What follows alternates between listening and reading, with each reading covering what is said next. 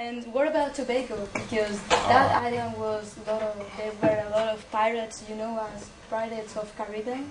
Have you seen yes. that film? Yeah, I did. I saw the first one. I saw the first one. I liked it very much. Did you see it? Yes, It was a very good film. Tobago was an island that has a different history. It is much more French, and it is much more African. People in Tobago are primarily of African descent, like 100%. You know, two Tobagonians talking, for me as a Trinidadian, it would be difficult to understand everything that they're saying because their words are different, their accent is different, their culture is different. You know, in Trinidad we're very, very scientific. We're very. What's the word they use here? Pijo. We're very. You know, Trinidad's a very rich country. You know, Tobago lives for tourism. It doesn't have oil like we do. It's agriculture, and people tend to play drums, and so it's a very popular destination for Dutch, German, and British tourists. Trinidad doesn't have tourism as such. It's industry, parties, banking. And why they were there pirates in that island? Why were they pirates in that island? To ride in ships, maybe, from the Spanish Empire. From the Spanish Empire, to raid ships from the Spanish Empire. Ships from Spain would have to pass through that Caribbean Sea to get to Venezuela, to get to South America. And Tobago, it remains a very good location to attack foreign ships that have a lot of that are charged with jewels and gold from South America. So Tobago is very, very strategic as a location for pirates. You know? So all that you see on television with pirates and so, it took place many years ago in Tobago, in my region. Okay. What about the sightseeing of Trinidad and Tobago? Because I think there are more things to see than sandy beaches and coconut palms. That's true. Trinidad has a carnival that is very, very similar to Brazil's carnival. Very, very similar. Everybody puts on very, very small costumes and every colorful dresses with plumes and feathers. You know. Sorry, technical problems.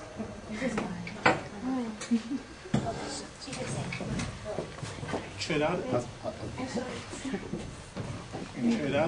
is, to me, something I like about my country is the extent to which it is cosmopolitan. For instance, in October, we celebrate Diwali, which is the festival of lights of the Hindus.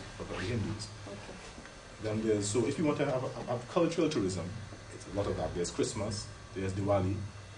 In my country, the month of Ramadan is a sacred month, and we celebrate Eid in my country as well. So you have a lot of parties all the year. Well, yes. Trinidad love the parties. In the mountains, close to where I live, there are popular places for bird watching. Yes. Many people come and look at the birds, you know. Many birds that migrate from the north would come to tropical climates, and they would come to an island like Trinidad.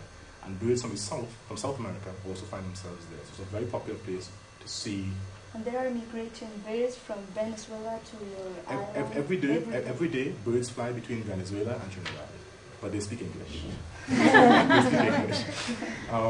We also have I can't remember the exact months. I think it's between June and July between May and July are the chief months for turtle watching. The nesting season. The nesting season for turtles. Turtles come from the African coast, and I believe as far as Madagascar. I'm not sure, but they come from Africa every year to lay their eggs on the coast of Trinidad. So there are many excursions, and people, especially university students, we call our university UWI, because it's University of the West Indies.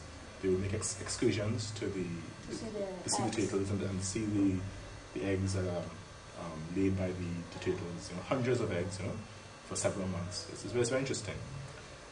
Trinidad also has the largest natural deposit of asphalt. Of what? Asphalt. It's the Brea Beach Lake. It's called the La Brea Pitch Yeah, Lake. Pitch Lake. Pitch Lake. It's a huge place, you know. And there's a legend about that place. It says that many years ago, in the times of the indigenous people, the ancestors would be reincarnated as hummingbirds. But one day, somebody killed the hummingbirds, and the gods got angry, and they caused the entire village to sink into the ground. And today, it's what we call the Pitch Lake, you know. And if you do go to the Pitch Lake, you will see artifacts of the original inhabitants of Trinidad still there. You know? It's very interesting. It's very interesting. Interesting link. Very interesting. Like, it may be true. True. And if you like beach tourism, well, Tobago has that sort of scuba diving and coral reefs and that kind of. The islands are very different. Oh, yes. Trinidad has few beautiful beaches, but Tobago has many. The waters So in the Trinidad. best place to dive in is Tobago. Tobago. To see the coral gardens and all The coral reefs and the pretty fishes with gold and silver, you know. And That's awesome. You live in paradise, you know. well, yes. It's true. No, but it's not all perfect. You know? One of the disadvantages of being so close to countries like Colombia and to Venezuela is that we are a very important place for the shipment of drugs as well. So unfortunately, my country is a rich country, but you will find that there's a lot of delinquency related to drug-related activity, that kind of thing. But that's so. I'll give you the good side. I'm not hiding the negative side of what happens in my country. Yes, of course. Yeah.